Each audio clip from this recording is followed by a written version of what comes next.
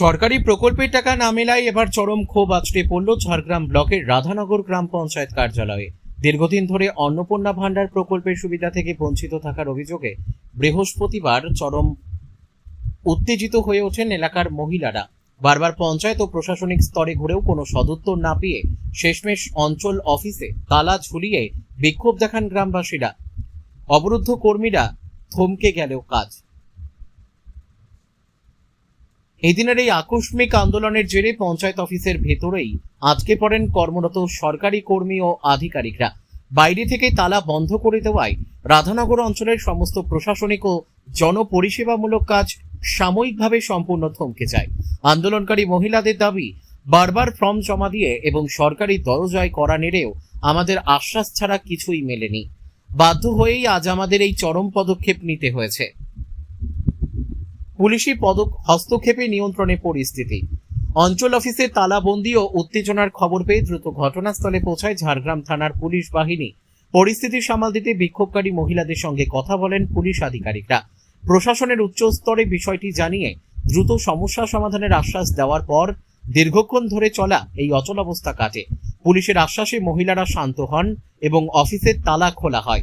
তবে এই ঘটনাকে কেন্দ্র করে এলাকায় এখনো যথেষ্ট উত্তেজনা রয়েছে। গ্রামবাসীদের হুঁশিয়ারি, দ্রুত বকেয়া টাকা না মিললে আগামী দিনে আরো বড়সড় আন্দোলনে নামবেন তারা। ঝাড়গ্রাম থেকে অরূপ ঘোষের report, big news Bangla. Annapurna Bhandar টাকা ঢুকে না, তো সেক্ষেত্রে কি বলছে কি তারা বলছে তারা কোনো উত্তর দিতে পারবেন।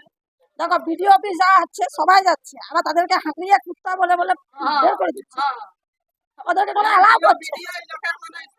হ্যাঁ, দেখো বিডিও অফিস যাচ্ছে, ওখান থেকে বলছে অঞ্চল যা, অঞ্চলে এসছি, এবার এরা বলছে আমরা কোনো উত্তর জানি। ফর্মটা কোথা থেকে দেওয়া হয়েছিল? এখান থেকে দেওয়া হয়েছিল না? তাহলে লোক তো এখান থেকে আসবে, কেন তার উত্তর পাচ্ছে না? ওরা এত লোক আসবে যাবে আর সব হারান হবে না?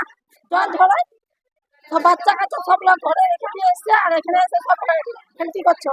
ওরা আবার উপর থেকে আবার নিচে চলে যেতে বলছে, আবার যখন তালা দিচ্ছি বলছে বেরিয়ে যাও, ওরা আবার নিচে বলছে যে তালা দিয়ে দাও। আমরা চাইছি আমাদের সবার ঢুকুক, সবার জন্য। ওদের যখন হয়নি, এতগুলো লোকের যখন হয়নি, ওদের টাকা ছাড়া কোনো দরকার ছিল না। যাদের ঢুকছে 2 মাসে ঢুকে গেছে, কারো বা 1 মাসও ঢুকে। আমার উচিত, তাহলে কারো ছাড়া উচিত ছিল না। আমরা চাইছি যাতে যারা জমা দিয়েছে তারা যাতে সবাই, এটার একটা তো এখন দেখো একটা ডেট দিচ্ছে তো, যে এত তারিখে যারা জমা দিয়েছো তাদের এত তারিখে টাকা ঢুকবে, মেসেজ ঢুকবে বলছে তো। তাহলে যারা পরে দিয়েছে তাদের তো মেসেজ ঢুকা দরকার। কারো কোনো উত্তর, কোনো উত্তর এখন যতক্ষণ না ওরা উত্তর দিচ্ছে ততক্ষণ অন্নপূর্ণা টাকা ঢুকে নাই বলছে। অন্নপূর্ণার টাকা ঢুকে নাই কি বলছে কি বলছে আমরা কিছু জানি না, তোমরা বিডিও অফিসে যাও, এসডিও অফিসে যাও, আর কাগজ আমরা কিন্তু এখানে জমা দিয়েছি।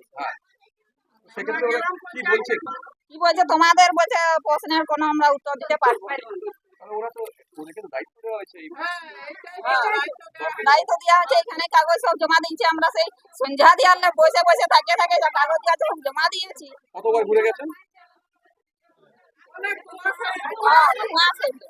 বলছে কি আমরা জানি না, বলছে আমরা কিছু জানি না। আজকে কি তালা কি তার জন্য কতক্ষণ লাগবে না? আমরা সারাদিনে যতক্ষণ না উত্তর দিচ্ছি। যতক্ষণ না উত্তর দিচ্ছি। আর কারো যদি না ঢুকতো তাহলে ঠিক ছিল। অর্ধেকে ঢুকছে, অর্ধেকে ঢুকে নাই, এটা কেমন? তাদের ঢুকছে। আমার নাম অনিজা মাহাতো।